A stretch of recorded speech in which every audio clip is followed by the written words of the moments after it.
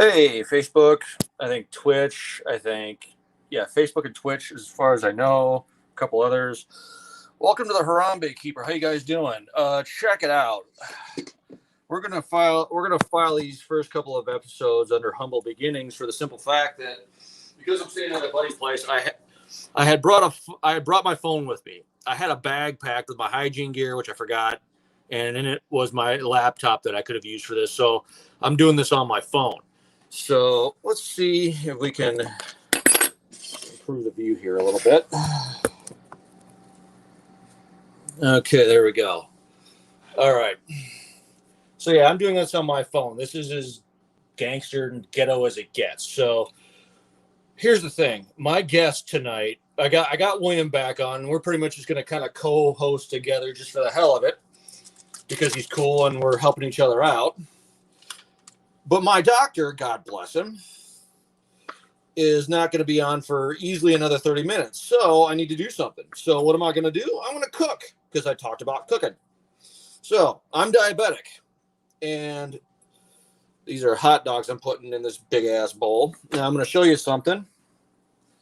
This is what's called a pressure cooker. This is about a 12-quart pressure cooker, right? Let's see. That's a 12-quart pressure cooker, okay? I'm going to put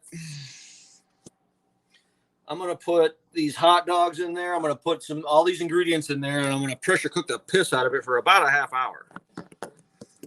And that will give us enough time.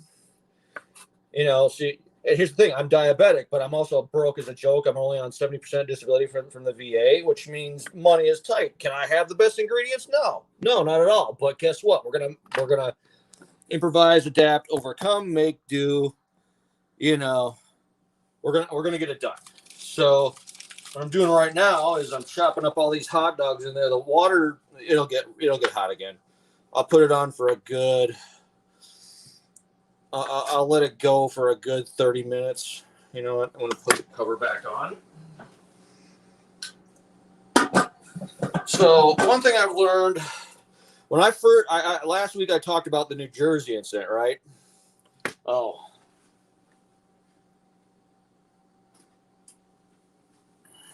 Got my coffee. So the first 2 weeks from when I got home after the New Jersey incident, pardon my language, I got to say it like this, though, just to really drive the point home. I was scared shitless of carbohydrates. Like, my VA diabetes nurse literally told me, you're going to have to start eating carbs at some point. Oh, I've never been a fan of the 5-minute or the 5-second rule. If it hits the ground, it's called 0 seconds. So, yeah, there you go. No, it took me 2 weeks to start eating carbs to the point where I wasn't terrified of them, all right? So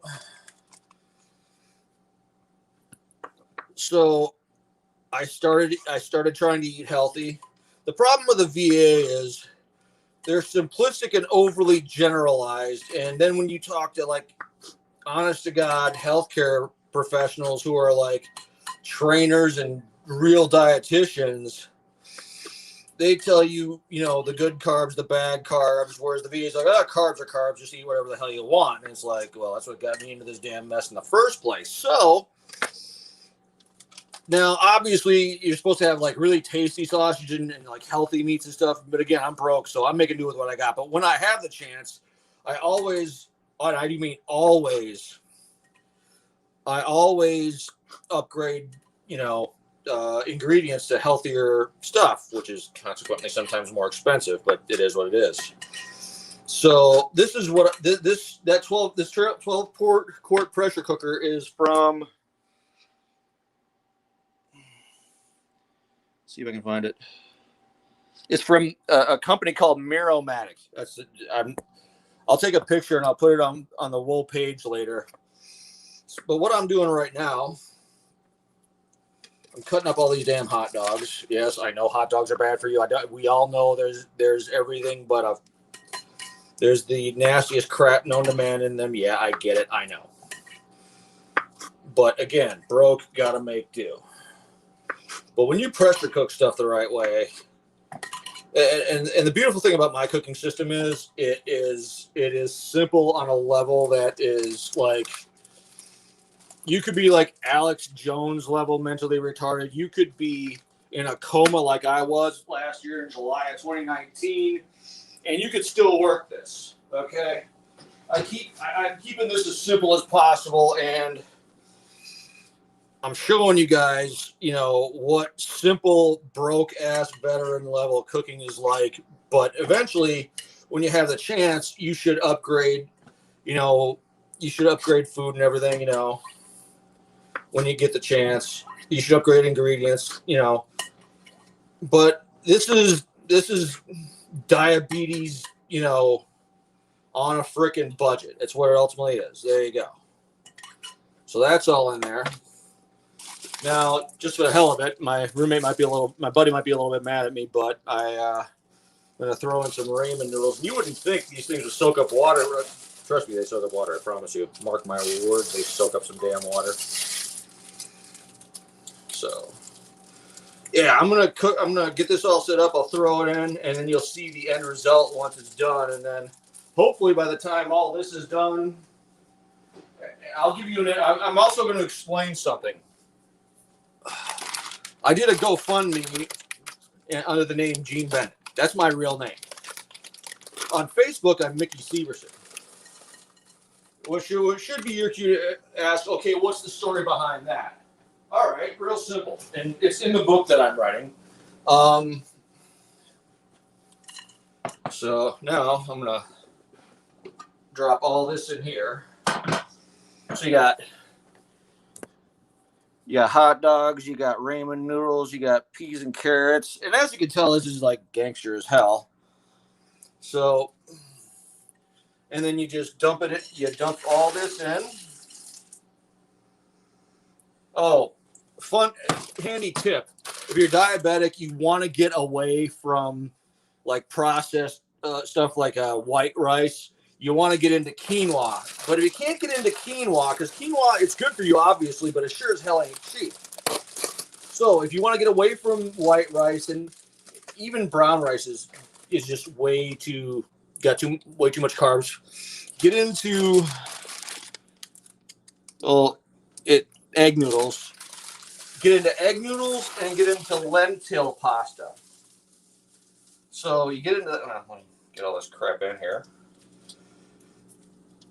And get into lentil pasta and quinoa when you can really afford it, because it's a hell of a lot. It's a hell of a lot better for you. Okay. Now, in my cooking system, everything's in 1s, 2s, and 3s. So that was like one bag of all these things. Now, let's say for me, I don't like measuring. So normally I'd have a coffee scooper, but I don't have my coffee scooper with me because I'm at my buddy's place. So I'm going to use this big little ladle spoon looking thing. I'm going to do some minced onion. When in doubt, just scoop it the hell in.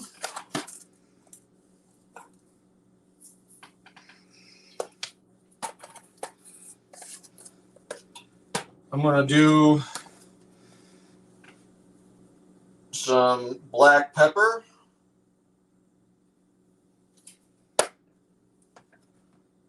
Now, ground turmeric is a good thing, but you can't be going hog wild with it. So I'll just do that. And garlic powder. Listen to me. Anybody who says there's such a thing as too much garlic, just slap the shit out of them. That's you don't need that kind of negativity in your life, okay? Now, fats. There's a big debate on fat, so I'm just going to use some coconut oil because some people, like my buddy, is like fat is fat is fat. Trainers and dietitians, just depending on how you talk to, will tell you otherwise. So you know what? The hell it. Bam. Get the hell in there. So I'm going to put that back. Now I'm going to stir this all up.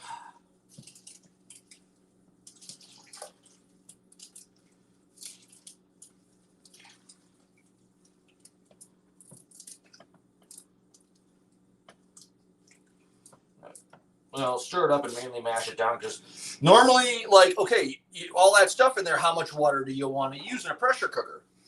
You make do with what you got. So I got one of these GNC jugs you see all the bodybuilders and powerlifters drink out of. So tonight I filled it up to about here, but I started boiling it too soon and it boiled some down. So basically, you just fill it up. And I tried to time it to where the water was boiling to where I was doing the presentation right away. Now, okay, so we got that. You pop this on, and I'm going to leave it at about 5. Now, if you'll notice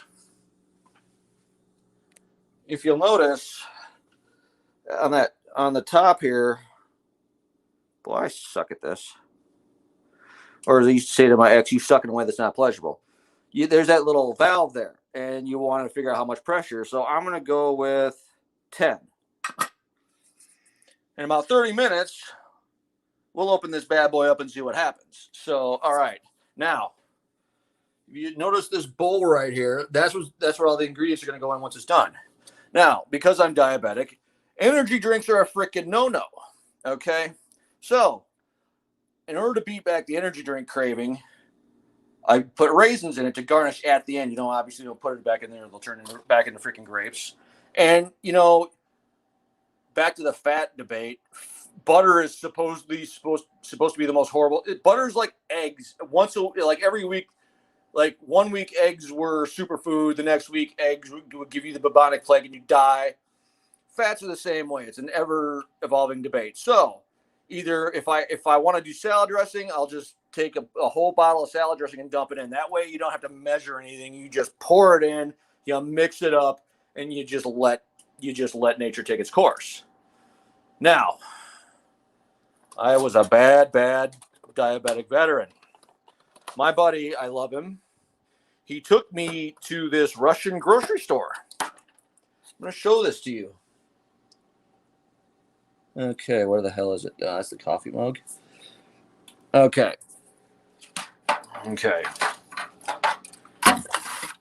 You see this right here? These lovely little Russian people made it. I don't know what the hell it's called, but here's what I'm going to call it. I'm going to call it petrified Russian crack. This is crack. You will get addicted to this. It is yummy. Oh, so yummy.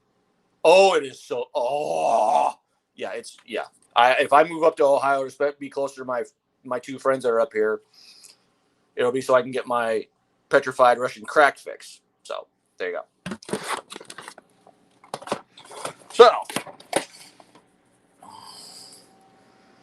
So there you go. Here's the pressure cooker cooking. That's a 12 quart pressure cooker. So let me.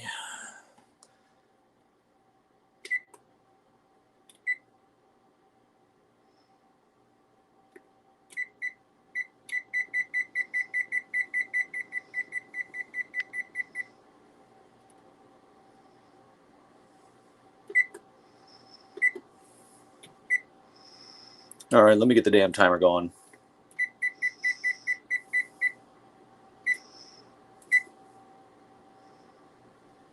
You know what the hell? I'm just going to keep an eye on the damn clock and figure it out that way. So 35 minutes, we will have a pressure cooker going.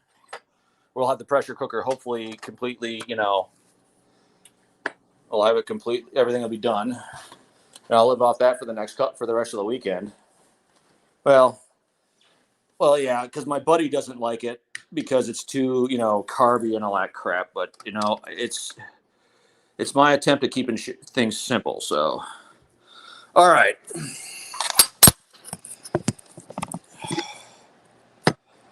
Right now, it's 7:15 Eastern Standard Time. Hopefully, in about 15 minutes, both my co-host and my doctor will be on. So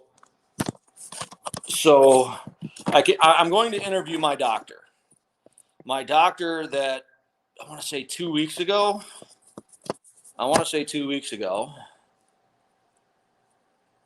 Injected about $1,800 worth of some kind of hormone this isn't going to work. I'll just hold it. About 2 weeks ago, he injected about $1,800 of some kind of hormone into my pecker to, deal with one of my medical problems. Problem is, freaking diabetes complicates everything. So I'm gonna have to find a way to pony up $350 for a comprehensive blood panel, so we can figure out exactly what I need to do. What all treatments he needs me to undergo to get me fixed, which is all going to be out of pocket. So I got to go fund me up. God help me. I'm going to work with some people and start doing some penny stock day trading or whatever the hell it is. But there's a story I've been meaning to tell because there's been a lot of confusion. My given name is Eugene Bennett. Here's the thing. My family has been calling me Mickey basically since I was a fetus. And here's why. I was actually born on my father's birthday, and my mother decided while she was in labor with me it would be a really good idea to give me some kind of a name while she was in labor with me. I'm thinking it was the really damn good drugs that was on to keep her nice and high because apparently I wasn't ready to come out of the womb. And this is all in the book, so you'll get to read it too. So here's the problem, though. My mother's side of the family hated my father. So my mother naming me after my father when I was born on his damn birthday was not the brightest idea, so we'll just blame it on the drugs. And you got to remember, this was like the mid 70s, so this was like some Keith Richards era drugs, which means they were really some really damn good potent drugs. So she's watching the Mickey Mouse Club while she's in labor with me, and because she's high out of her mind, I'm thinking I'm high out of my mind because I'm a fetus, yada yada yada. So she's watching the Mickey Mouse Club. She's high on painkillers, and it's my fault. I'll take the hit on that. That's fine. And she's watching the Mickey Mouse Club, and she said, "Do I want to be called Mickey?" Because she said she didn't want to call me it. Apparently, I thumped twice for yes, and my mom's side of the family called me Mickey because they hated my father that much. They actually only called me Eugene twice in my entire damn life. So it was like, if I was good, I was Mickey. If I was bad, I was Gene. When I was downrange, I was Spaz Master Flex. And that was like a psychotic version of Gene because that's the role I had to play to get stuff done. That was the role I kind of got thrown into, when they needed an enforcer to do foul, mean things to people, they gave me a holler. Because, well, yeah, that's in the book too, but we'll get into that later. Now, this episode is going to be me cooking, and you guys getting to see my cooking, and how simple it is. And the reason I'm writing the cookbook, first of all, it's nothing more than the end result. It's me sucking up to my now former publisher and my still current editor as a way of saying thank you for them doing it for me pro bono out of the kindness of their hearts. Okay. The second reason I did it was because I discovered that when I'd be isolating really bad, I neglected to eat healthy, and hence the diabetic coma in July of 2019, known as the New Jersey incident. Okay. So, Athen, are you using the ATF overlay? What the hell is that, dude? I have no idea what. Dave, Athen, check it out, dude. I have no idea what the hell an ATF overlay is. So, I just went live and I'm doing my thing the best I can. So, anyways, hopefully in about 12 minutes, both my host and my doctor will be on, and we can have a fun little interview because I've got some interview questions I'm going to ask him, and I'm going to try to kill two birds with one stone and get dinner set up. Get my dinner out of the. Matter of fact, I better go get the damn strainer because I can't exactly just dump all that stuff out of. I can't just dump that stuff out all nimbly bimbly like. There we go. So, okay. This is about ready to go. So, this over here. All right. So, one of the reasons I'm interviewing my doctor is because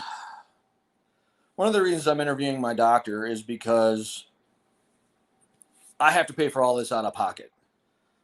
My doctor does not accept any. Let me get holes.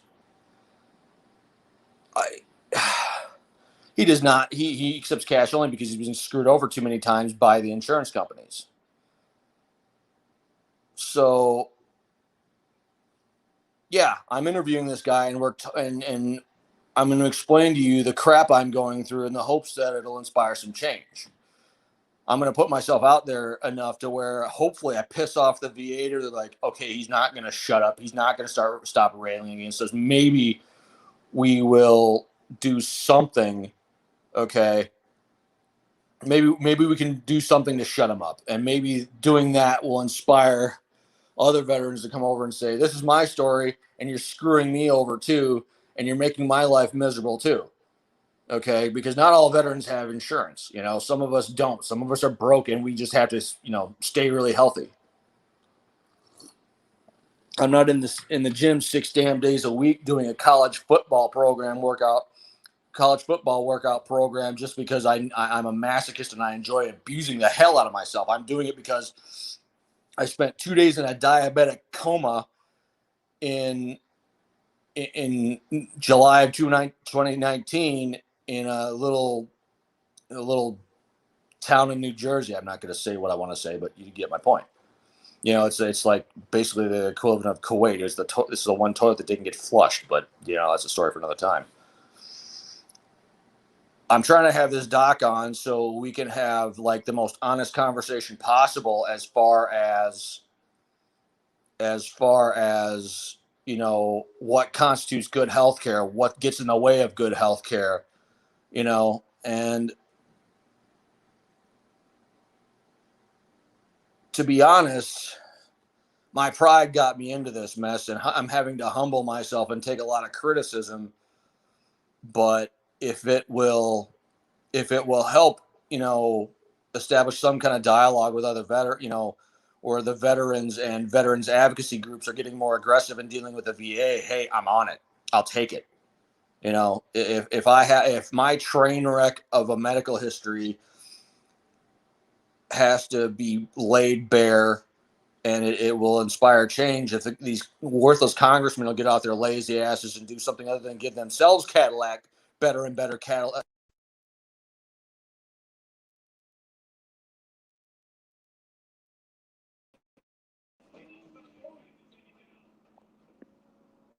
Don't add me to shit, fucker.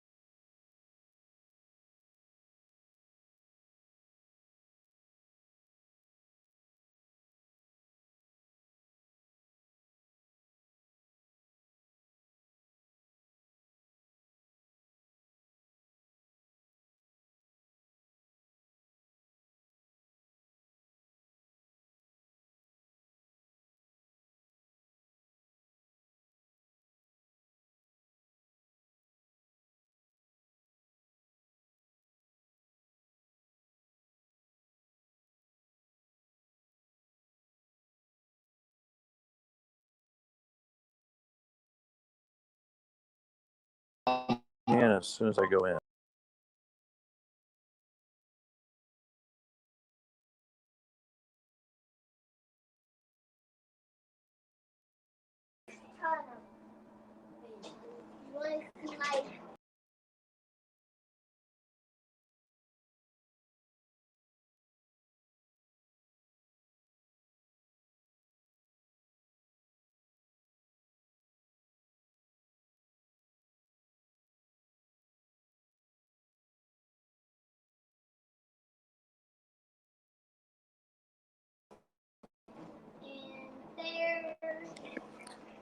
Mickey, I don't know if you can hear me, but I have no sound from you. You need to fix your mic. I think you're muted. Over there is water. Pancake. And over there is pancake, and over there is waffle. No. That was the cutest. I have no sound from you, bub. That one is Jacker. This is so hard. He's cute.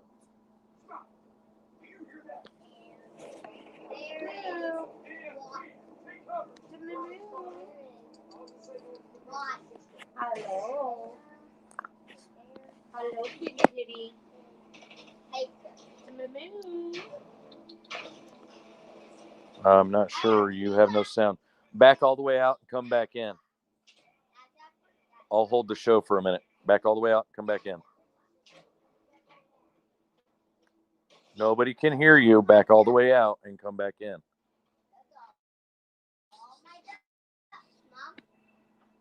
You got your ducks in a row? Yep. Wow, I don't. No. Close your browser and come back in. They're my cows, but they never do anything. Your name is Cal Mill. That's Mill. That's it.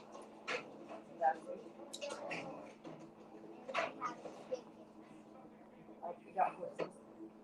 That is actually horse feet. Sorry, guys. Can you hear me? Okay. So Show. maybe this will work. I don't know. Come on. Want to see my chicken? Can you hear me now? He's cute. All right. Talk, Mickey. What's up? Can you hear me now? Yeah, we got your sound now. All right, there we go. All right, cool. I'm wondering if we had any sound at all. So right now it's 7:29. In another 15 minutes, I'm gonna pop that damn. Yes, we can hear you. That one. Well, that's good. In about 15 minutes. That one is Oh, yeah, that's Sophia. nice and hot. Yeah. Turn it up a little bit. Walkie. So hopefully, in the next minute or two, I'll have a doctor and my buddy William, on here, so we can just all have a good old time. So, all right. So, did they hear any of what I of what I was doing, or do I got to start from scratch? You know what? Here's what I'll do. I'm going to just recap everything real quick, and hopefully we'll have a guest and we'll have hopefully, well, at the very least, you'll see that I can, see some cooking, but it's better than nothing. Hopefully, all right.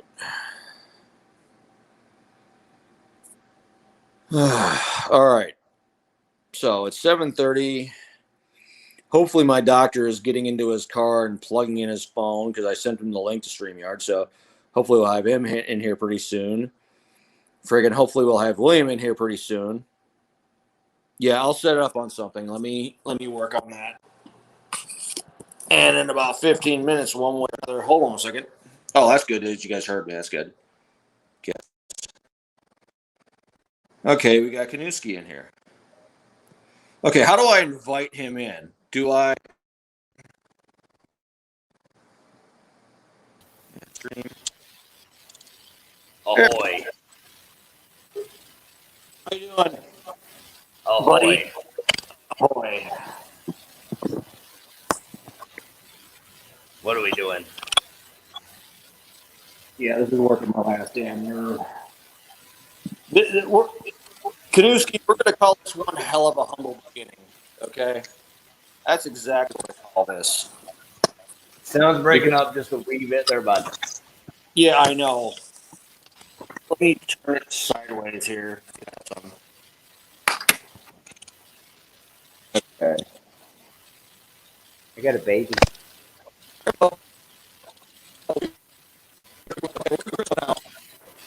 Whoa, that's breaking Hey, Eric, how up you real bad. Good. Eric, How can you you guys hear doing? me? I'm in the middle of dinner. I'm in the middle of. Can. Can you hear me? Barely. You're kind of breaking up there, Yep. bud. I can hear you. All right, cool. Here's what we're gonna do. I'm gonna start. First of all, start out by introducing yourself.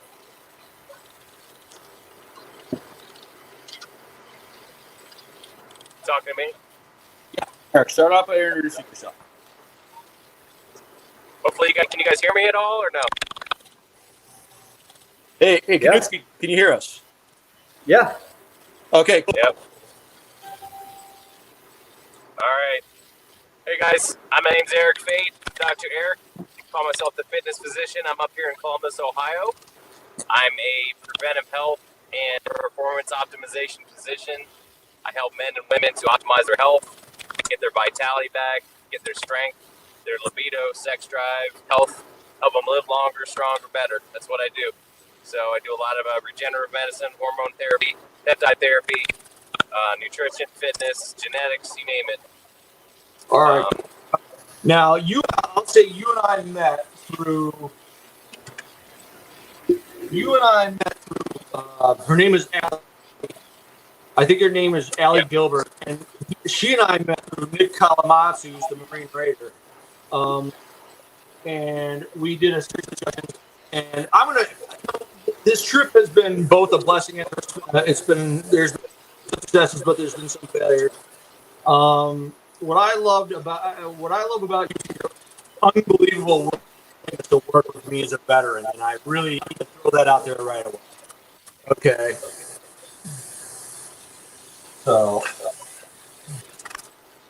So let me start out. We're gonna get the questions right away. I got 5 questions.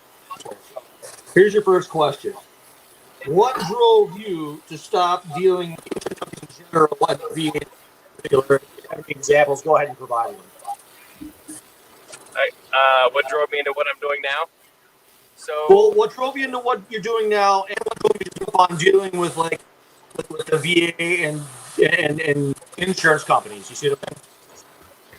yeah, so I was in the traditional medical world for a long time. I was an emergency medicine physician, and I saw people at their worst. I could fix just about anything, but I also saw a lot of people that were in pretty bad shape that didn't have to be if they would have had a better lifestyle or had someone who took care of them to prevent these problems from happening in the first place. So I got out of that and got into the preventive health side. So there's so many people that I figured I could help by maintaining their health with simple changes to their diet, their exercise, different things like that to keep them off the sick train and out of what we call sick medicine, where you're kind of broken until you're not much we can do, and then once you get sick, then you get pills shoved down your throat, you get surgery, and then you're out the door in 5 minutes. That just didn't fly with me anymore. So what I do, I'm not tethered or restricted by insurance. I work directly with my patients. I could spend half hour, 2 hours with my patient and really get to the root of their problems and spend time with them and fix them. Unfortunately, it's not the doctor's fault in the VA or traditional family practice offices. They're kind of ruled by the insurance industry and by big pharma and government. So they're very limited on what they can do. They're pushed to prescribe drugs, and they only have 5 minutes to spend with the patient. So they're kind of limited. So the system itself is kind of damaged. So that's why I got out of that system and made my own system. Okay.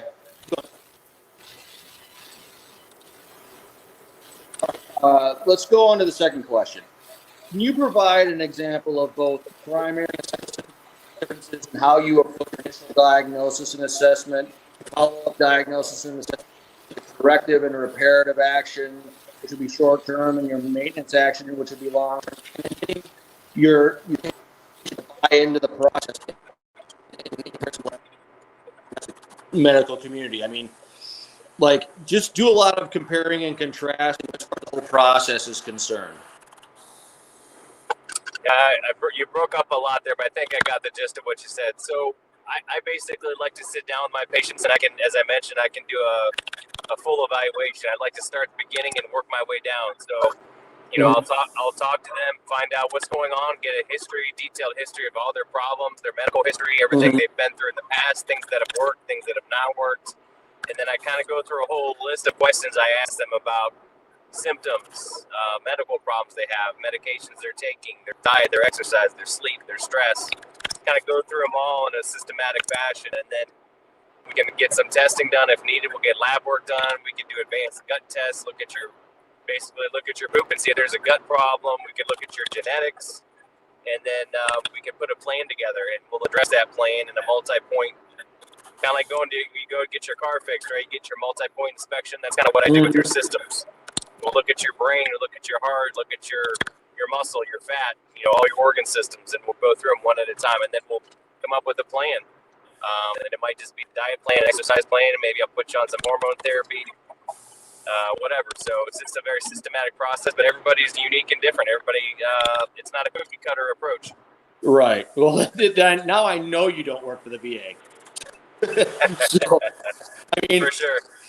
I went into the VA doctor's office and they said we have options, and they're like they want to surgically insert some kind of a pump into my penis and just push a button, you'll have an instant heart. And I'm like, no, that's not how this works. And I'm sorry, 4 to 8 pills a month is just not going to get it done. So, yeah. Okay, let me get back. Correct. Okay. Yeah, and it's just that's why I came to you, because it's like my Wounded Warrior Project buddy that I talked to. It's dude, they hate you. So they're not gonna go out of their way to hook me up with good options. They're not gonna go out of their way to help me. So that's why I found myself reaching out to you. Okay, now let's go on to question number 3. And this involves the $1,800 syringe of hormones you injected into my penis a couple of weeks ago. And let me tell you, I'm a soon-to-be published author, but I could not, in written word, describe the pain I felt. I don't even know what to call it, but I cannot describe the sensation. So with regards to the P shot that I was administered, if I need a second shot or possibly a third shot, how much of my diabetes, my penile scar tissue, and my weight have potentially complicated your initial diagnosis, and how much will that affect your diagnosis going forward? Well, first off, I apologize. It hurts so bad. It shouldn't be that painful. I've done it to myself. But some people have more sensitivity and more problems with getting numb with the anesthetics and things like that. But your diabetes and weight and all that causes a lot of problems with your metabolism, with your healing, with everything you're experiencing. So it's a huge problem. We need to fix that. We need to get the weight down, get your blood sugars under control, reduce the inflammation in your body. And all those things are going to massively help you, not just with your erections, but your health, your heart health, how you feel. So it plays a huge role. So in an ideal world, we would fix your metabolism, fix your hormones, get your weight, your diabetes, and do a P shot, and do the gains wave, and do all those things right down there to make that work better and get your whole body working together. But again, we're working on budgetary and logistical constraints, which is fine. We'll work with it as best we can. And here's what I'm going to say on that. That's the okay. Well, That's just going to lead into the next question, and we'll just jump into that right away. The veteran community desperately needs to attempt inroads with specialized medical practitioners such as yourself in order to get the best possible care. But there are two problems that I see. Problem one is a tight-fisted stinginess masquerading as cost-effectiveness.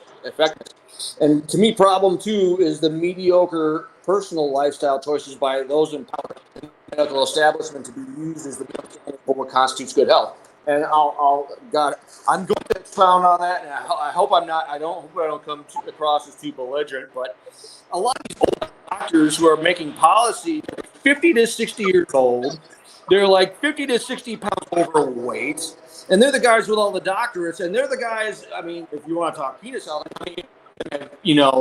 honestly, it's not horrible, but how many of them have seen or satisfied a woman with their penis since like Gulf War I? I mean, how do we know that mediocrity is not seeping into the policy making decisions to where they get to decide what kind of guy I get? You know what I'm saying? So here's the thing. I've got a small list of things to combat that problem. Do we try to change the system from the inside? Do we establish some sort of nationwide veteran civilian provider network for complex and problems that the VA they know they can't fix it, so it's just easier for them to farm it out to us, to you guys. C, establish a congressional committee called the veterans to establish an implement policy that will actually help veterans get this kind of care without breaking the bank. And D, stand up more and more aggressive veterans advocacy groups to work with veteran congressmen to actually address these concerns. So those were some ideas I had, but whatever you got, throw it out there. Whatever ideas you have, you please share. Yeah, I mean, I think getting some advocacy and some assistance would be fantastic, and I think number two would be great to set up some kind of network of clinics and physicians like myself who are willing to do some things for free or cheap and to help out the veterans, because option A, changing the system, that's the best choice, but that's probably the least likely thing that's going to freaking happen, unfortunately. We all know in the traditional medical world, in the school systems, hell, in the government, everywhere, it's a long-standing good old boys network, and it's run by people who don't know what the fuck they're doing, pardon my French. Kind of like if you have your general who's running operations overseas and he hasn't seen action in 30 years, he's an administrator and he's telling you how to fight a war. Doesn't make sense. We've got superintendents in school systems who've never been teachers. We've got CEOs of hospitals who are business guys and not medical people at all. It's just ass backwards everywhere in every institution. So changing the VA system is going to be, I think, probably next to impossible. I think it needs an overhaul, but pretty damn unlikely. So I'm thinking setting up a network of support groups, advocacy groups, and clinics and physicians to work with veterans like yourself, and just kind of do what I did, break outside the system and form our own system. Yeah, I like that idea. We need our own system. We need a bender. To hell with all of you. I'm gonna have my own plan. Yeah, that's what we need to do. So, very much. Yeah. So let me get this back on here. Yeah, I'm cooking dinner right now, and we're gonna find out how well this works. Okay, now to the last question. Well, not the last question, but the last, serious question. And then I got a couple of other ones I think you're going to enjoy this interview. All right. I am writing a cookbook. Now, my question to you would you be willing to add a section at the end of said cookbook, beneficial tips and tidbits with respect to nutrition, supplements, and erection health? We'll call it, for the male of the species, healthy eating, hard-ons, and you. Would you be willing to help me out with that? Yeah, sure. That sounds like fun. Awesome. Thanks. We'll keep collaborating on that from here on out. Now,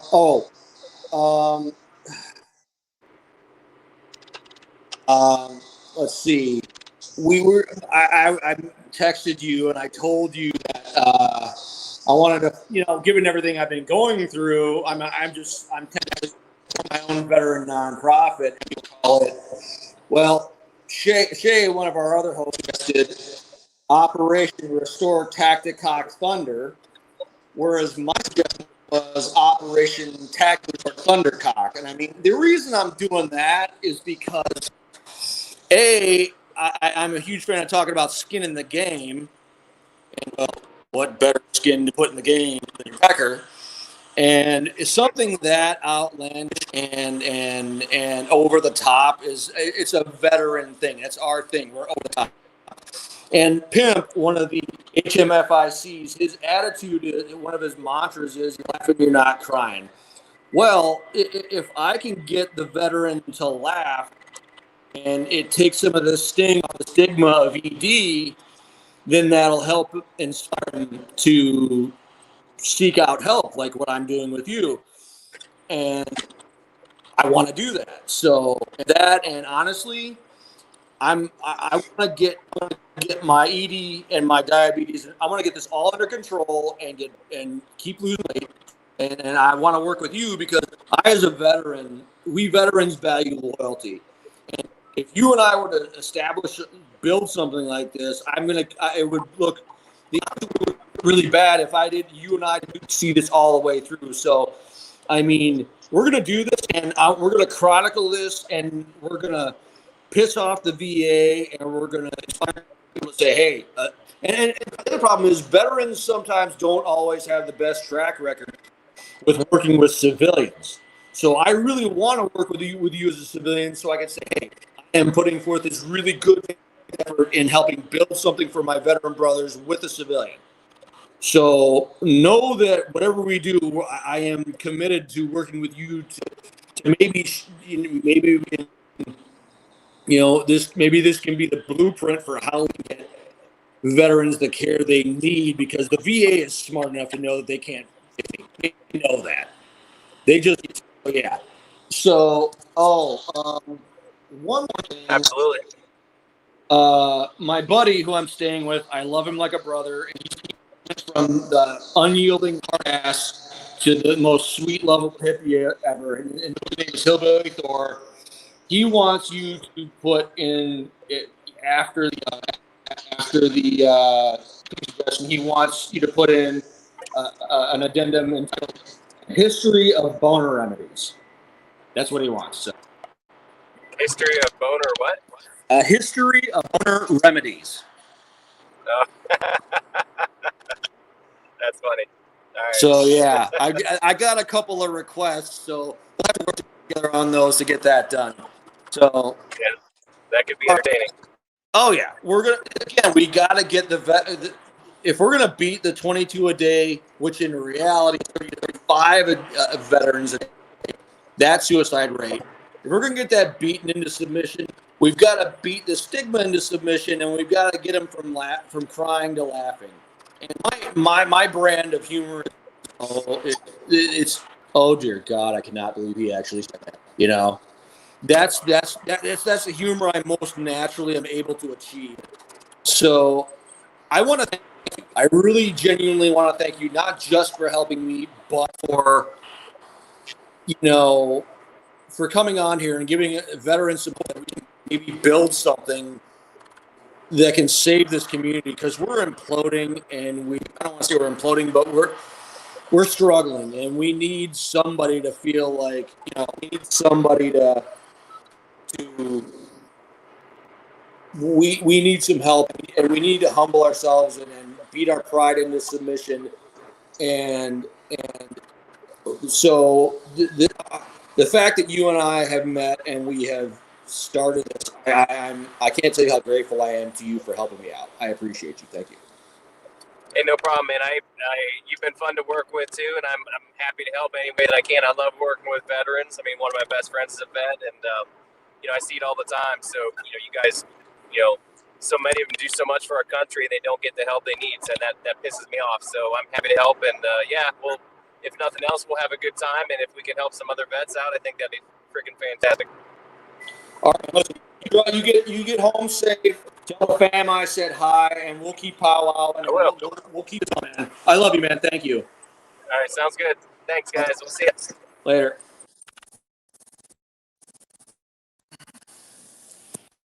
All right, that was a fun interview. That was a really fun interview. And if you can hear that squealing, that's dinner. So, now, as you can see, you got this silly looking little nubby thing, and we got to get the damn thing off there. So, now we're gonna let this damn thing cool off, and we're gonna see. Okay, other way.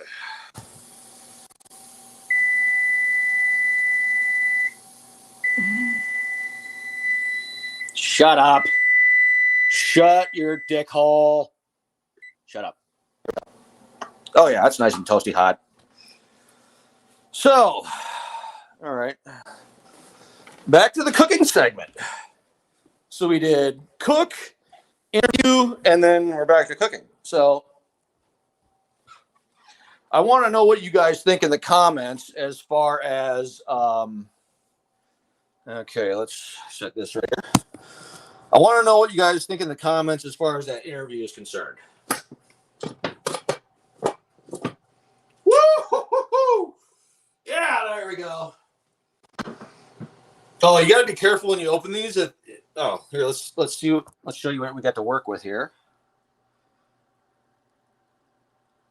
So that's 12 quarts of pressure cooking yumminess. Okay. So holy crap. All right. You guys will excuse me for just a second.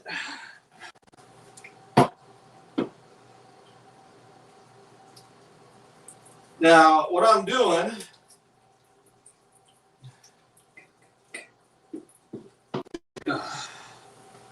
so I'll just bring you guys over here so you can see what the hell I'm doing.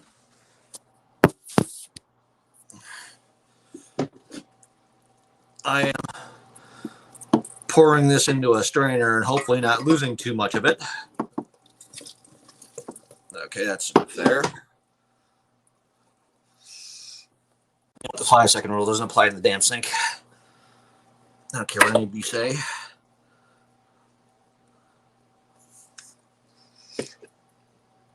So yeah, I'm right now. This is the strainer. It's straining. Yeah, you don't mind me. I'm in a little bit of pain. I'm nursing a tendonitis in this elbow right here. It hurts like a bitch because my dumbass likes to fling around barbell weights instead of, using 2 freaking hands. So we got that in there. We got the patch. Now, here come the. Oh shit! Gotta be careful. Okay. I got the first scoop in there, and then what I'm going to do now.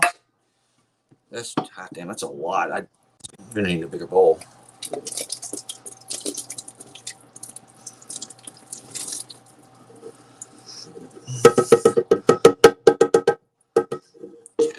There. All right, now got the bowl. I'm going to garnish with raisins.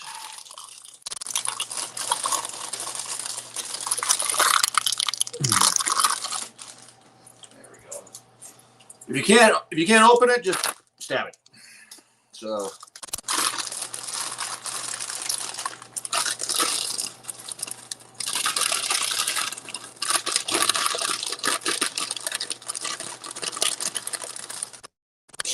here's what it looks like so far.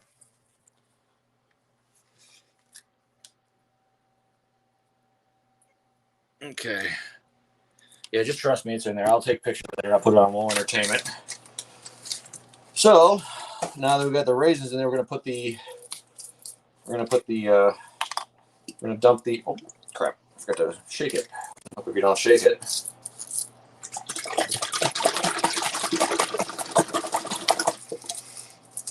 Now we dump that in there.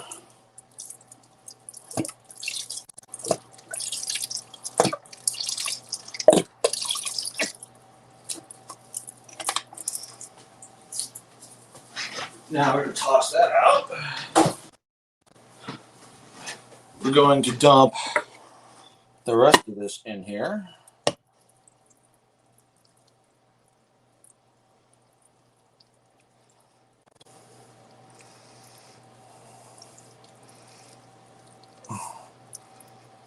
There we go.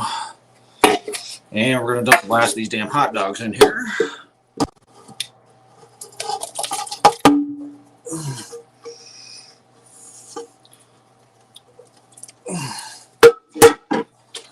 Now, got this in here.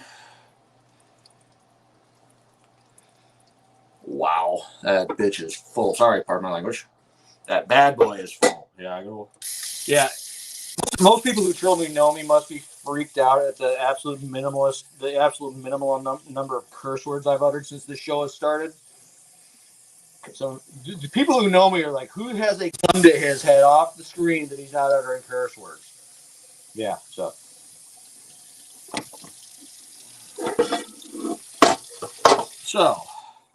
now we're going to bring this back over here. And there's the end. There's sort of the end result. I'm going to mix it up. I'm going to mix this up, throw some of it in a bowl because, you know, there's so much of it. And I mean so much of it. There's so damn much of it that I actually have to get it the hell out of the bowl. And I love how the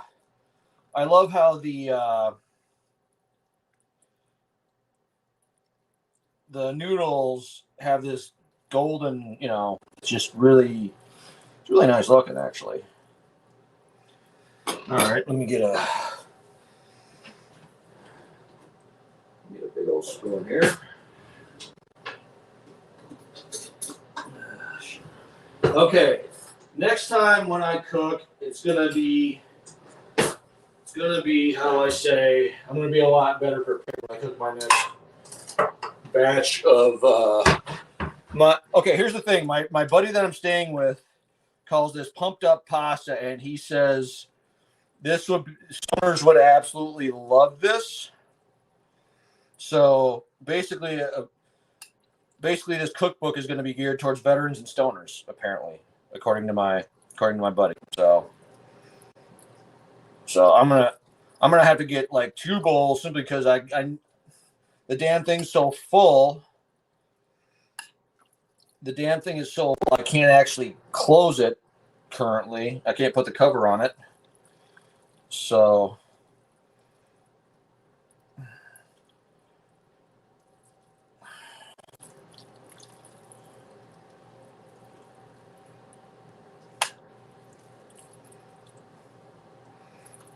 okay, let's get a couple more hot dogs in here. Okay. Yeah, that's good. All right, let's see if I can get the damn cover on here so the damn thing will close.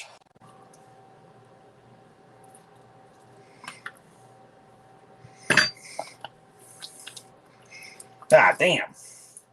Nope, gotta get another bowl.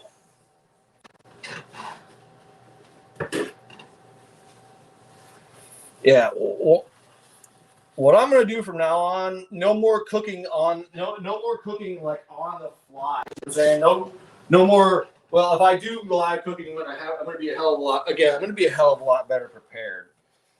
So now I gotta get a second damn bowl. Hopefully, my buddy will come home and actually eat some of it. So yeah. Now, if I can get the damn camera set up right, I'll show you what it looks like.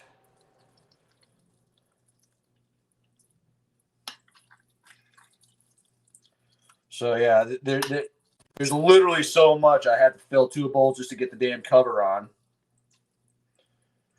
So yeah, my cooking system is the epitome of simple. Okay,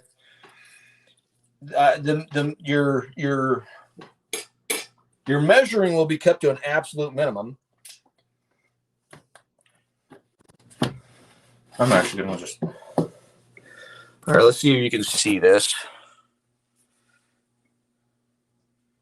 Dinner is served. Me being the big fat bat I am, I'm going to get the bigger one because I actually worked out today. Now, hopefully, William will get his ass on here and save me, because I'm just running my mouth at like Mach freaking 10, because it's what I do, my superpower. So, I'm going to sit and eat dinner in front of you guys, and we're going to talk. And Goose, tell William to hurry his ass up and get here and save me, so we can have something of a reasonably normal episode.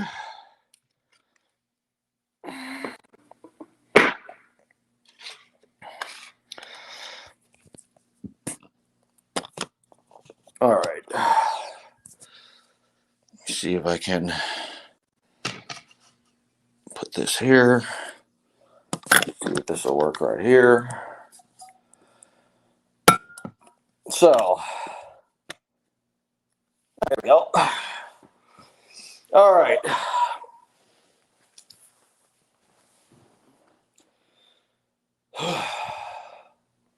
All right, let's look at the comments here.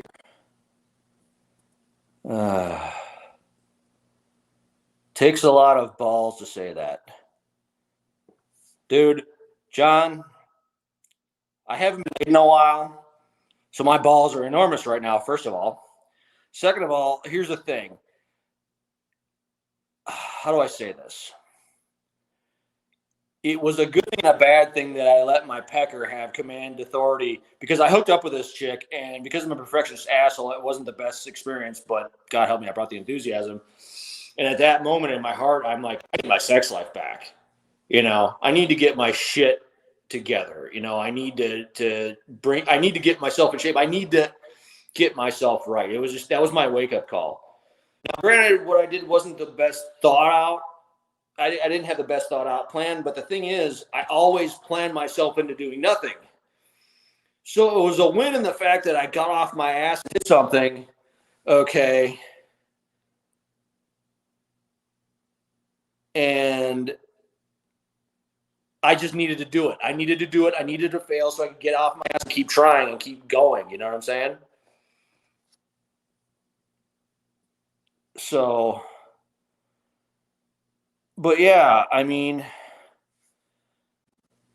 I'm at a point where at an age in my life where I just don't care anymore. So I'm going to throw myself out there, and we're just going to and if I can piss off the VA and inspire veterans to do their thing,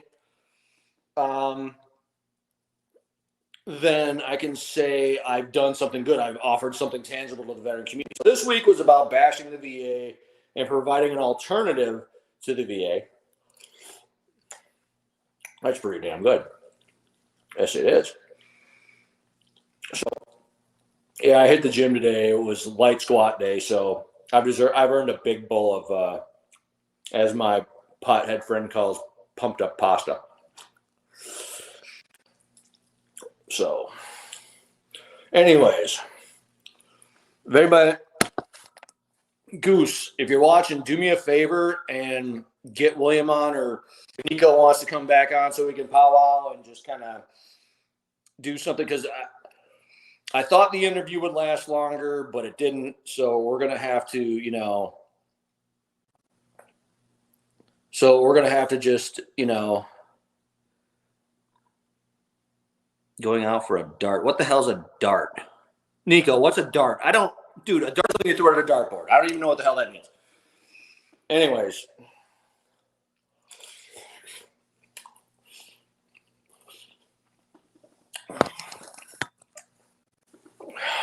What I'm going to do next week, I haven't really figured out next week, because I don't know I'm going to be driving home. I'm going to be driving home, and hopefully, here's the thing about the New Jersey incident that I mentioned before, like in my first episode, and I keep alluding to. The diabetic coma happened on my way back, so me driving back home to North Carolina is a little bit nerve-wracking, but I'm thinking I'm not going to have blood sugars are not going to be over 1,000, and I'm thinking my triglycerides won't be over 10,000. If you don't believe me, hit up Goose, and he'll show you my triglycerides. I'm pretty sure 10,000 is a Guinness Book. should be in the Guinness Book of World Records. Like it came off my medical chart on the webs on the hospital website. So yeah. No. Now, what I want ultimately for you as veterans watching, I want you to hear all of this and be like, this dude is putting himself out there in just such a way that I have no excuse to not get help. Because I mean, he's literally, I'm throwing I'm putting skin in the game. I'm putting scar tissue for my pecker in the game. I'm putting my diabetes in the game. I'm putting my fat ass in the game. And I'm doing it so you could, so like if your spouse were to sit next to you and watch this, she'd look at you and be like, just shut up. You have no excuses. Get your ass to therapy. Get your ass to a doctor. Get your ass in the gym. You got no more excuses. And the problem is we don't have a mission anymore. We're in peacetime, and combat veterans and peacetime just don't mix. We all know that. So we need a mission. We need something to do. So what I'm going to do is I'm just going to put myself out there and freak people out into changing their ways. And hopefully we'll be chronicling success and not just struggle. This doctor, man, I was broke, and he helped me out. He did some wheeling and dealing with his financial partner. When his financial partner, I'm not saying it was just he had concerns. We'll say it like that. And I'm doing this on a shoestring budget, but at some point you got to say, to hell with it. I have to do this. I have to get better. I can't let my downrange experiences define me for the rest of my damn life. And to the guys we lost, if you don't get your shit together, you disrespect and dishonor them. So just remember all the guys, remember the people you lost downrange who are looking at you right now and being like, dude, you wasted your damn life. You wasted a damn life that I don't have. You have a life. You're home. You're screwing it up. You're not keeping the promise to me where you said you do your best every day and be a better person and get your life together and be better. So I think next week, if I can swing it, just depending on, we'll stick with the cooking theme for right now. I got to see, I'm going to have to whore myself out. I have no people skills, but I'm going to do like day trading and penny stock trading and stuff just to scare up enough funds to afford all this crap. Plus, hold on just a second. Oh, yeah. I told Goose we were going to throw a couple of stipulations for Warrior Fest. I'm throwing in a stipulation. Now, J-Dub is going to love this. J-Dub is going to laugh his nuts off. Okay. All right. I love to harass J-Dub to get him to play the song All I Want for Christmas Is You by Mariah Carey. I do it quite regularly. Now,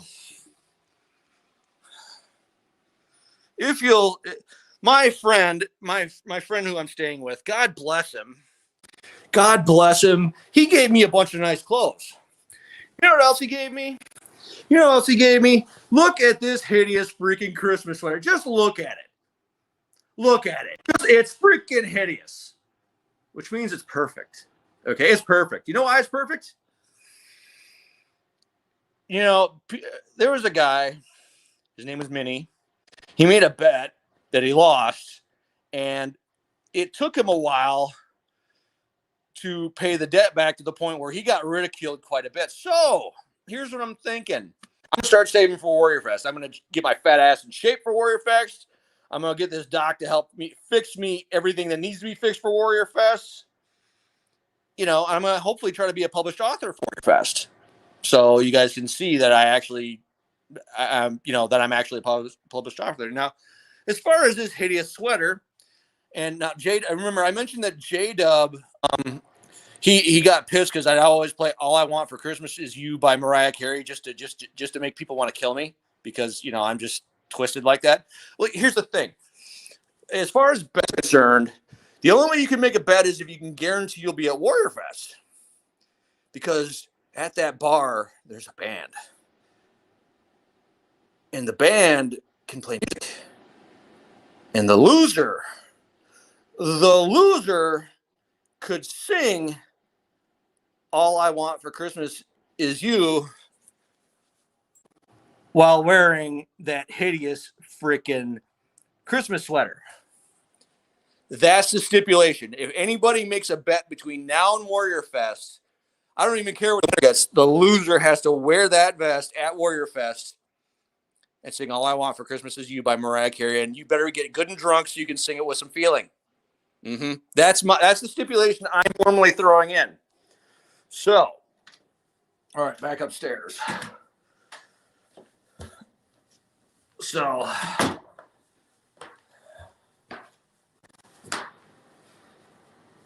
hey, freaking Nico, get the fuck back in. Oh, pardon me, ladies. Get back in here. I need you to kind of bail me out here. I'm running out of stupid, outlandish and outrageous things to say. So, if not, I wonder where William is. Nobody yet. So, all right. It's been an hour and 12 minutes. I don't know. What do you guys want to do? Some comments. See, if somebody wants to come on so we can powwow, let me know in the comments. I'll keep running my mouth because I don't care. No, when I get back to my place, I'm gonna have to whore myself out. But I've been putting pictures on Woe Entertainment of me cooking food in a watermelon. I'll actually cook it. I'll do a video. I'll put it on. I'll take it off and I'll throw it in the oven to crisp it once it's been cooked fully. And usually, I'll tell you how I do it. The difference is I'm going to try to have a better setup so it'll look a hell of a lot more professional. That my house is a freaking pigsty, so it'll give me an excuse to clean up.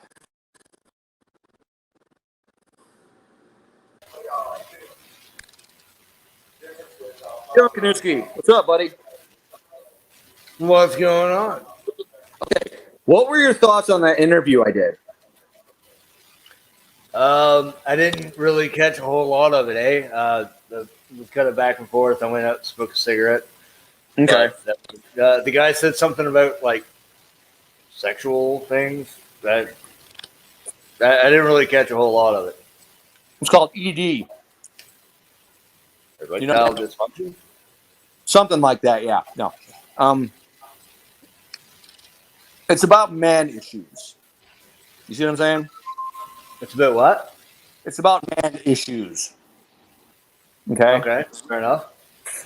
And the reason I put my story out there the way I did, I'm going to go back to what Pimp said. He said, if you're laughing, you're not crying. Well, my intent was that interview, and we're going to chronicle the whole thing. And okay, and what we're going to do, if it says, if you're laughing, you're not crying, then for me, it's going to be, I just hold the damn thing. For me, it's going to be, if you're laughing and we can take some of the sting out of the stigma, then we can get better in seeking out help. Okay. We can get them seeking help. And what we're trying to do is give them an alternative to VA. I rant about the VA all the damn time, and that interview is my way of saying, here's an alternative we're trying to develop so we can offer it to veterans. So we don't have these draconian back alley witch doctor frickin' options that the VA offers. I mean, the VA's options are so draconian and barbaric. They might as well just put leeches on your pecker and be like, yeah, when it sucks out the poison, we'll pull it off. You know. So Fair point. Keep in mind, I don't really know that much about that kind of thing because I'm not a veteran. Well, that's the thing. We'll have to get you plugged in to stuff like we'll have to start talking. When we get to Warrior Fest, we'll be telling you a lot of different stories, and it'll be a classic case of all the horrible stories are true, and you still don't know the half of it. Okay. So I'm a veteran in other ways, but not military wise. I got you.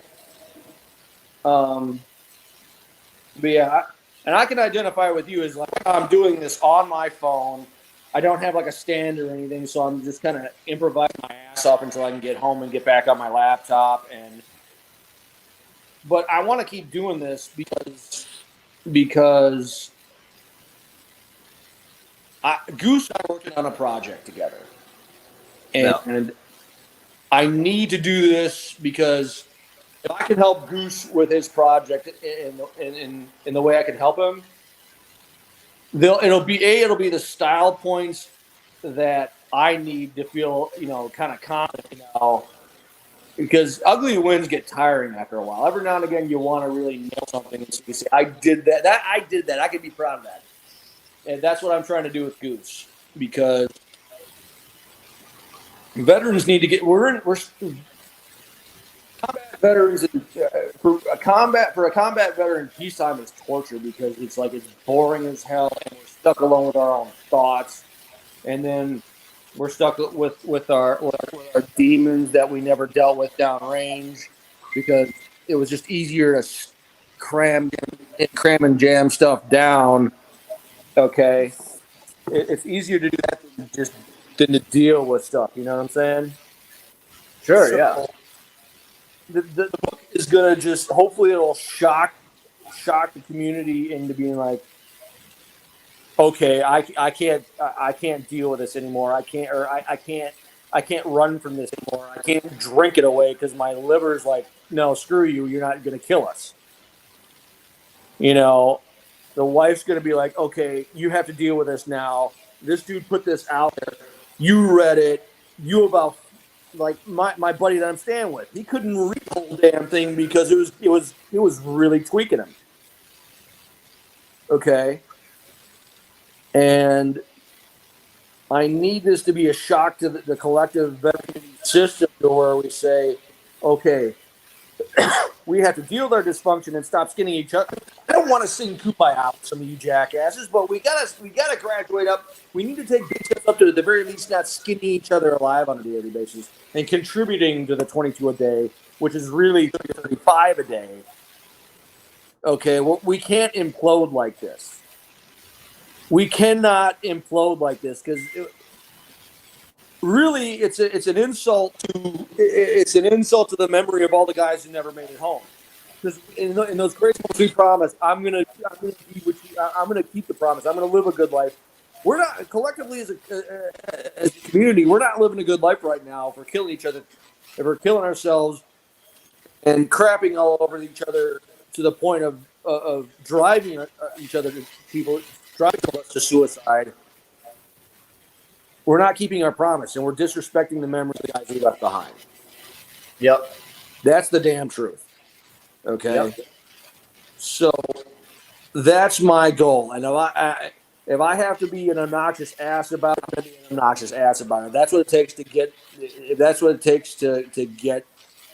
the veteran community to have their come to Jesus moment and be like, okay, enough's enough. We got to stop this. We got to get back to the basics of communication and respect. Fine, I'll be that obnoxious bad guy. I'm really good at it. I don't like that I'm good at it, but I'm good at it. I mean, you gotta do what you gotta do, eh?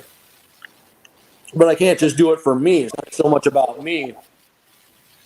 It's about the guys that are like I've got a couple of guys on my page that I've had scary conversations with as far as their mental health is concerned. Okay, I could never talk people down from suicide, like as a profession, like as a counselor. The nanosecond I lose one guy, I'd have a meltdown.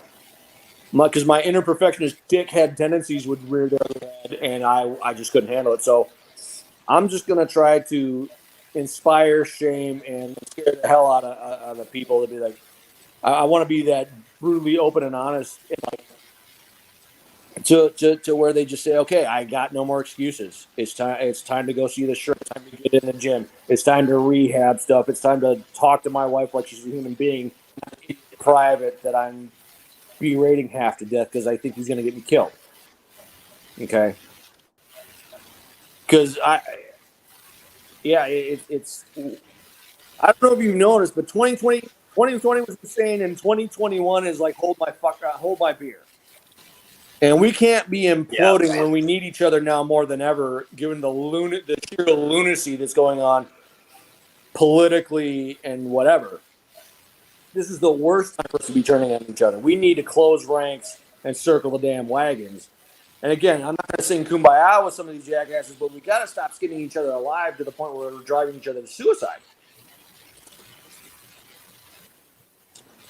Yeah, but you don't exactly want to scare anybody, though, do you? I mean, do you really? No, I want to inspire to the point. I don't want to scare, but I want to inspire through. Because, I mean, if they've already got those thoughts in their head, they're scared enough as it is, isn't it? Well, okay, let me rephrase what I want to do. You don't want to instill more fear into it and trigger that even further, eh? No, I don't want to. I want to. It's like the opposite fear, where it's like you actually have a sense of what you're doing. It's the fear where they're like, "Oh wow, I'm actually doing a bad thing, and I actually got to start caring now." It's not the fear. It's like a counterweight thing. It's like I want them to actually kind of wake up and say, "Oh wow, what am I doing? This is not cool." It's a wake-up call because they're numb. They're numbed out, and they when you're numbed out long enough, it's actually kind of scary because you remember the scene from Rocky Balboa where he's fighting that one guy, the young champion, and the young champ breaks his hand on Rocky's hip, and it's in a lot of pain. But the commentator said after a couple of rounds, he's not going to feel a damn thing, and he's going to be able to throw it very hard. And it's when you're numbed out for a long, it starts to scare you because you're like, you can be the most heartless prick ever because you view feelings as a liability. You view feelings as a sign of weakness, but inside you're envying that person because they feel things that you can't. So. It's a battle, and I don't want to scare them even more, and I want to shake them and say, hey, you need to know that your numbness is now dangerous because you're hurting people with absolute impunity, and the idea once you're numb, the idea of caring is like speaking Greek, Farsi, Latin, and fluent drunken Klingon Jewish. Okay, sensitivity is a foreign language, So, well, I might as well ask you from as a civilian outside looking in. Do we look that crazy reckless? Not exactly, because I mean, I feel I go through the same shit. Mm-hmm. So I mean, I can relate. Not on it's on a different level. Mm-hmm. It's not on the same level as far as like maybe the PTSD or the whatever it is that you go through, because I haven't gone through that, but I've gone through something just as traumatic. I was in prison for 7 years. Wow. Okay. Yeah. And I've done some fucked up shit to get myself there. Oh yeah. Shit that I look back on that I regret because it caught up to me. Now I did it back in my early 20s, and now here I am in my late 30s, and it really is fucking with me, and it's got a lot going on that I can't, it affects my present day life now. So I mean, I get it, it's on a different level. It's totally unrelated, but I still get it. Here's the thing. I don't know this, but my book, I was a prison guard, so we could have a weird way to relate. You do realize that, right? Yeah. Well. And whenever you want to talk, we will absolutely talk offline because the problem with those of us as veterans is like we become so hard and foul-tempered and hateful that we can't deal with civilians anymore. And in the military, we have this. It's called common task training. It's like you either go, which means you pass, or you're a no-go. I'm in the civilian world. I have to be able to deal with civilians, so I need to do it like as a form of okay. Am I proficient at something as basic as talking to a civilian without freaking out, alienating, or otherwise crapping all over them? And boy, Right. I have failed. Oh, there are times I have failed. Oh. So I need to be able to, interact with you and talk with you just as a way of demonstrating that, okay, I'm not that much of a freaking barbarian. Okay. So, and I need, as I'd say to in a church, I'd say, I need to help you to feel like less of a heathen for today. Okay. So, 'cause that's Yeah, I what I mean, need.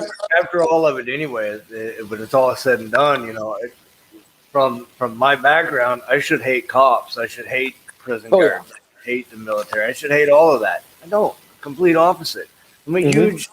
I mean, Blue Lives Matter. I've got several. Um, Damage turned up there. what you would call it, paraphernalia supporting Yeah. military, supporting police, supporting firefighters, prison guards, correctional officers, all of that. I've got it's a complete 180-degree turn from the life that I used to live. Anarchy, fuck the police. Fuck all that. No, I'm done with all that. I was a fucking asshole back then, and I paid the price for it. Oh yeah. And now that I look back on it, it was fucking stupid. I wish I never would have.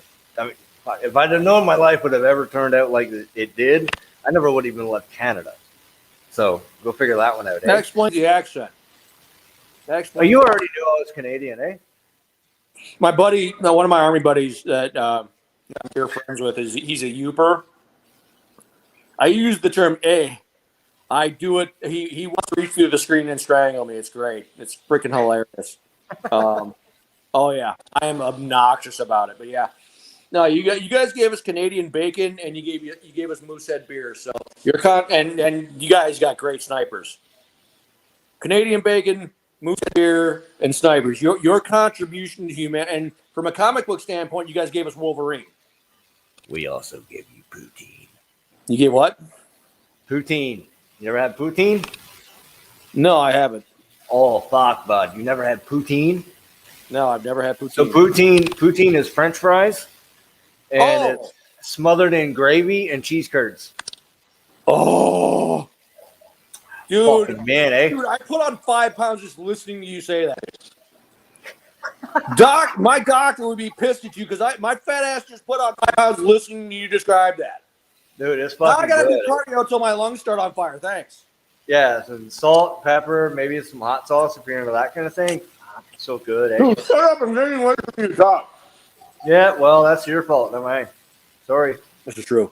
Dude, if we get together at Warrior Fest, I'm feeding your ass a bacon bomb and your I wish I could get to Warrior Fest, bud. I live all the way out in Florida. I can't make it all the way to Missouri, unfortunately, eh? Dude, I'm gonna figure something out because here's the thing: if I'm willing to get out of my comfort zone and do like day trading and penny stocks, I'm gonna find a way. We're gonna find a way to work this out. I need for Goose and Pimp helping out. I need to help them make their vision work because I need to feel like less of a and I need a win with some style points. You know what I'm saying? Yeah, for sure. So we're gonna start brainstorming to start raising up funds. So we can get everybody there because I want to cook for everybody. I want Doc Eric to have me fixed to the point where it's like, to where I'm looking good and I'm ready to mingle. I'm not abusing my gym just for my health. Okay. Yeah. I need I'm 45 and my body hates me, but I need my life back.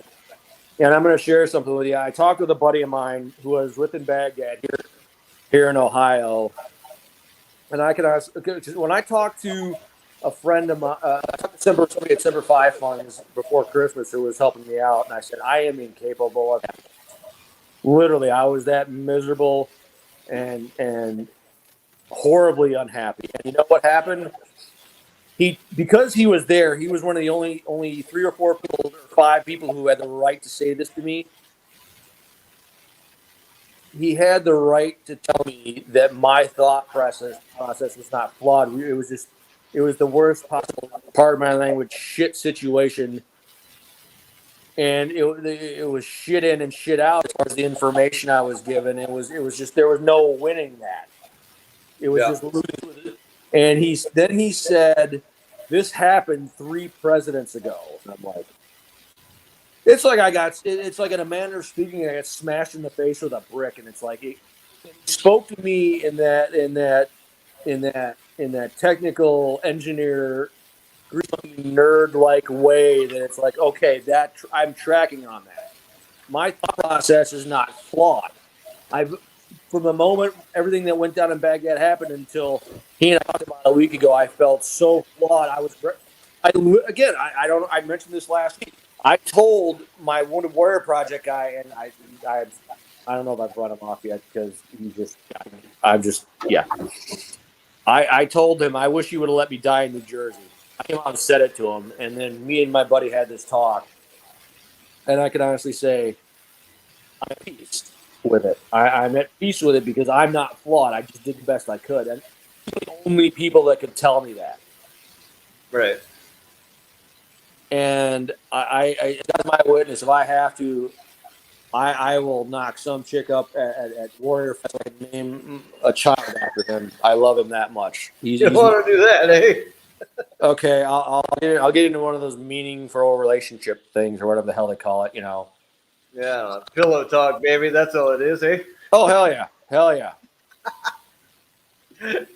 Oh yeah. Oh shit. Hey, if it gets the job done, I don't care. You know what I'm saying? You know, you gotta do what you gotta do, right? Oh yeah. And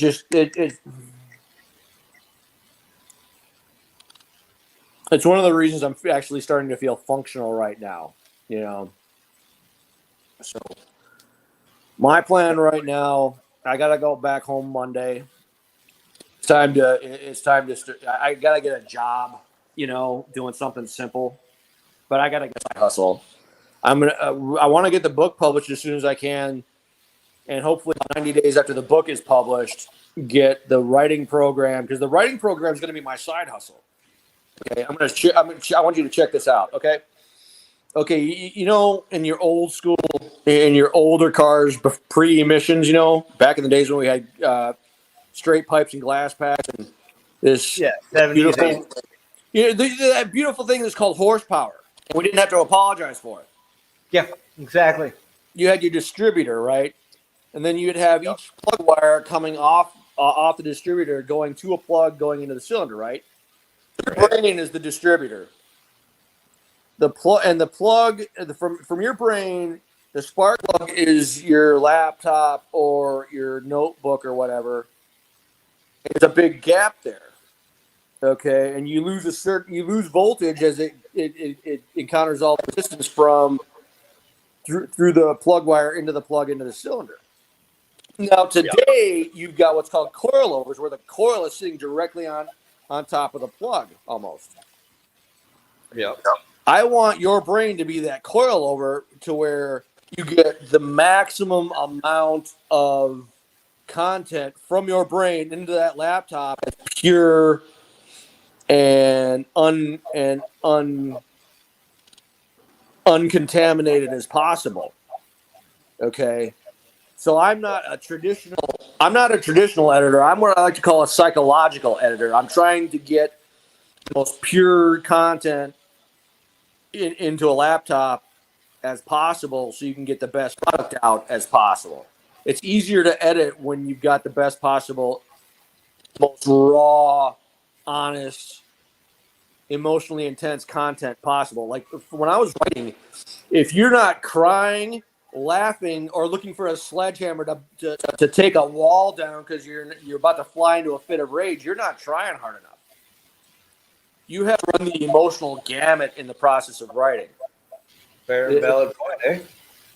And that's going to be that's going to be my side hustle. I'm going to help veterans draw all of that insane dysfunctional shit out. And I'll give you an example. I have one guy I collaborated with, and he told me he would not be able to give me one story. He gave me 6. Okay. All you got to do is plant the seed just right and let the floodgates open, and God only knows what's going to come out. You know, when I originally started writing the book, only chapter 2, part 2, where I talk about the second juvenile murder, was going to be written about. Part 1 happened when I called up these guys. I was getting all kinds of confirmations on stuff. The confirmations turned into collaborations. The collaborations turned into extra stories. And that became part 1. And then part 1 got so big, I had to divide it into parts 1 and 3. When the floodgates open, you're going to lose control. It's not an issue of if, it's an issue of how bad and how quickly you reassert control and manage all the shit that just came out. That's the key to great writing. You got to you can't be scared of losing control of what comes out. You just got to manage it. You gotta get it out in as pure a form as possible. And you got to just do a really good job of organizing it and tying it all together under one central theme. That's the key. Don't try to repress what wants to come out. Just let it come out and manage it as best you possibly can. That's the secret to great writing. Yeah, and I just went through this going along with what you just talked about. I just went through it a few weeks ago. Mm-hmm. I had a few things bottled up. Yeah. And once it came out, it came out, didn't it? And am I proud of it? No, not. Could have went a completely different, healthier, safer way. Oh, but, it is what it is, and what happened. Well, and a bit embarrassing, but like I said, not something I'm very proud of. But sometimes you gotta get knocked on your ass to remind you of why you're doing what you're doing. Sometimes you need that kind of a reminder. And what I'm going to say to you is, you need to let that be because here's the thing: mental stuff that is unresolved will manifest itself as physical illnesses. It will. Yeah. So you need to be like at a shrink dealing with it. You know what I'm saying? Because if you don't, it will manifest itself physically down the road when you're older and when you're more beat up and unable to and not able to fend it off. You see what I'm saying? And it's going to do you in. Okay. No. You have to, dude. Because it still hasn't completely passed on my end yet. But I still hate myself. But at least the mask that I can put on fits again. Well, hating yourself is dangerous too, because it's like you just beat yourself into submission to make you yourself more acceptable. Not really a whole lot I can do about that one at this point, though. Well, step at a time, Oh, absolutely. We could talk about it offline whenever you want. But yeah, I would simply encourage you. You got to hold it in tension until everything's resolved. But once it's resolved, you got to make peace with it. Otherwise, that residual self-hatred is going to be against you physically in the long term. Yeah. And you've got to be. Here's the thing: you've got to be a part of this now to help us see this through. And you can't do that as effectively if you're not at your best, because you're sick and you're tired and you're feeling like crap and you're not living your best life. So look at it from being a part of the overall vision that we have here at Woe Entertainment. So that's just what I would encourage you to think about. Yeah, well, and you're right. I mean, there's a lot of this that I gotta fucking work on. Yeah. But I've got other shit in the way first that I've got to take care of. Like, this has to go on the back burner for now. And holding things in session sucks. But know that we're going to be here waiting for you. And know we're gonna shove you back into the and we're gonna have a damn good time. We're gonna throw you. We're throwing us back into the mosh pit. So just get proverbially cracked out on bang and rippets, and just get ready to do it. You know that we're waiting. Yeah. Just know I've that had too many feet in my ass from this family to have to leave or give up in any sort of way. So that's good. I'm glad you know that, and I'm glad you've wrapped yourself around it, so to speak. So, plus, I have rum. you got what? Rum. Oh, there you go. Yeah, most of my alcohol gets actually used on cooking. Matter of fact, No, most of my alcohol I use for drinking. hey, I'll show you how to use it for cooking. Okay. No. I'd rather just drink it. However, I do make a goddamn good chili with Pabst Blue Ribbon as the base stock sauce. That's some good stuff. I'm shocked it's still around. I haven't seen Pabst Blue Ribbon in forever. Oh man, Chuck, it's everywhere. You just gotta look. Any gas station has it, eh? Sure. Yeah, love PBR. So, let's see. I'm thinking to myself, Lynn's not going to be able to make it back. He's busy. So, what's on your mind? Because we got about 17 minutes left. Yeah, actually, I was just about to sign off and go have another dart. So you do that, and I'll pull something on my ass to set up for next week. How's that sound? Sounds like a plan. Everybody, thank you so much for tuning in. Listen to what this man has to say, and we will see you in the next episode. Bye-bye. Later, brother. See you, buddy. Now if I can just figure out how to get out of here. Yeah, leave studio. All right, everybody. I'm not going to need 17 minutes, so here's the plan.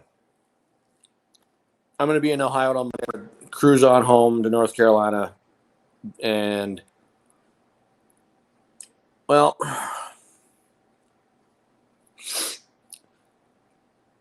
depending on, okay, I have the computer literacy IQ of a fence post. So there's going to be a new host. I think her name is Blue Phoenix. She's awesome. Her technological literacy is orders of magnitude better than mine is. So what we might do, I might have her on, and we're gonna have a technology for idiots class, and I'll be in the front of the class with a notebook, and or I'll have her, teach my dumb ass how to be more technologically proficient. Because you see, I mentioned this last week, but it bears repeating. The fact that I wasn't careful in making sure that the avoid toll roads feature was enabled on my way back from Boston down to North Carolina was the reason my dumbass got lost in a little town called Little Elizabeth, New Jersey, and ended up in the regional hospital there in a 2-day diabetic coma. And I'm going to beat that drum. Because when you get older, you start becoming a curmudgeon, and you have every excuse in the world to not embrace technology, and you embrace the old ways to the point where you just become that crotchety old jackass, and we can't do that. So I'm going to bring Blue Phoenix on next week if she can come on, and we're going to have a technology for idiots class. Okay. I'm going to talk with her about see if she's cool with that. If not, I'm going to pull a plan B out of my ass. It's what I do. I mean, I literally cooked up a full of food and had an interview with a doctor all in one episode. So, yeah. I'm going to do stuff like this. I'm going to be outlandish because outlandish is my freaking superpower. Horribly inappropriate is my superpower. taking things to the most obnoxious extent possible is my superpower. And if that'll get you in the veteran community to be inspired to, live a better life, then hey, I've done my damn job. So, all right. I'm going to close it down 15 minutes early. Do me a favor. These first 2 episodes were kind of, sketchy and suspect, but it's a classic case of humble beginnings where I'm literally doing this on my phone and I'm flying by the seat of my pants. But I've got to keep doing this for Goose and Pimp because they obviously want a V device on their long-suffering badge for the Herculean act of believing in me. Okay. So tune in next week at 7 and we'll be doing something. I don't know what yet, but we'll do something. So, all right. As I used to say to my guys before they go out on the convoy, stay safe and stay caffeinated. Good night.